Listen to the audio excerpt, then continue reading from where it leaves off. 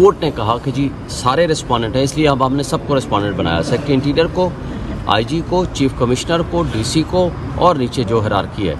हमने उनको कहा जी ये इस बात की गारंटी क्या होगी। उन्होंने कहा जी हम अदालत में ये कमिटमेंट करते हैं लॉ ऑफिसर समेत कि हम अब इसको विथड्रॉ नहीं करेंगे। उन्होंने कहा इसलिए मैंने भी रिक्वेस्ट की और कोर्ट ने भी कहा कि इसलिए मैं जब तक जलसा हो नहीं जाएगा ये कंटेम्प्ट पेंडिंग रहेगी और इसके ऊपर प्रोसीडिंग्स कंटिन्यू रहेंगी।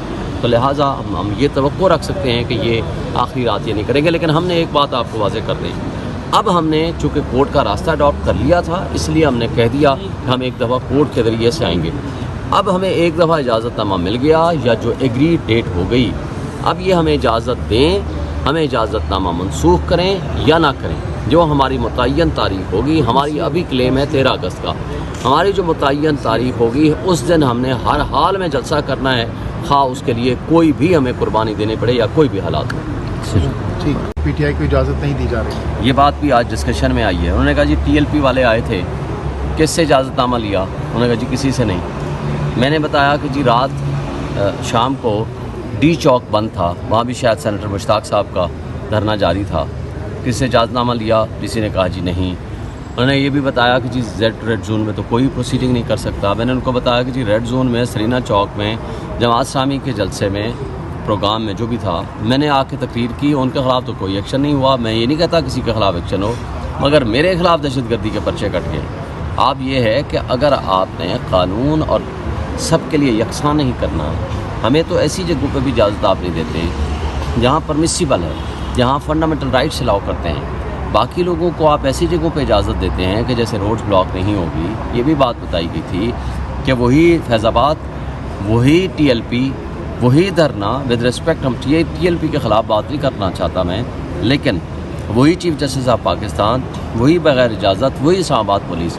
आज तो किसी ने नहीं पूछा उनको। फिर डीसी साहब ने कहा जी ये बग़ैर पूछे करते हैं, ये पूछने आते हैं। मैंने कहा हमारी गलती ये है कि हम कानून और इंसाफ के मुताबिक चलना चाहते हैं, और अगर कानून और इंसाफ ये इजाज़त देता है तो हम भी बग़ैर इजाज़त के कर लेते हैं। तो उन्होंने फिर इस पर कहा है कि नहीं आप एप्लीकेशन दें, कोर्ट ने कहा है, और इसको 2 दिन के अंदर डिसाइड करें, और एक वर्बल ऑब्जर्वेशन दी है कि कोई एक जगह मुख्तस करें जहाँ प्रोटेस्ट की जगह हो। ये मैंने भी प्रपोज़ किया है। एक परमानेंट बेसिस पे एक कैपिटल है।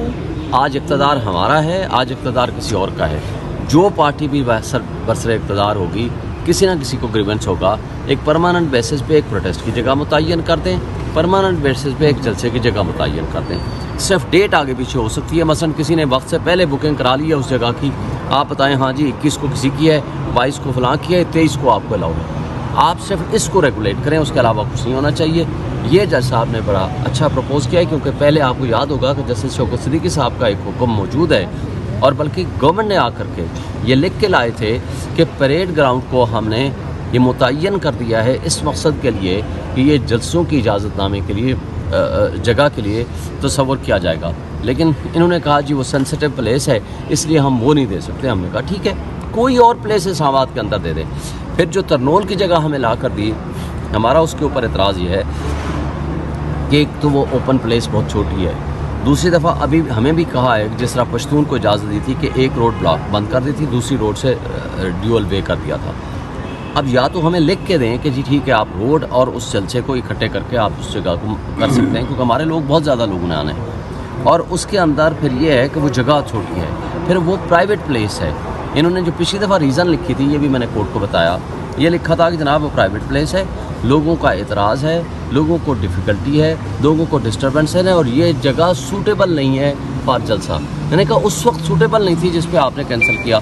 आज डीसी साहब के ने जो पहले परमिशन दी थी, जो चीफ कमिश्नर ने विथड्रॉ कर ली, तो आज वो जगह कैसे सूटेबल हो गई है? तो उन्होंने फिर इस पे डायरेक्शन दी है कि इस पे आप अपनी जगह मुतय्यन करके इनकी एप्लीकेशन डिसाइड करके वापस ले आएँ, और अगले फ्राइडे को फिक्स हो गई है।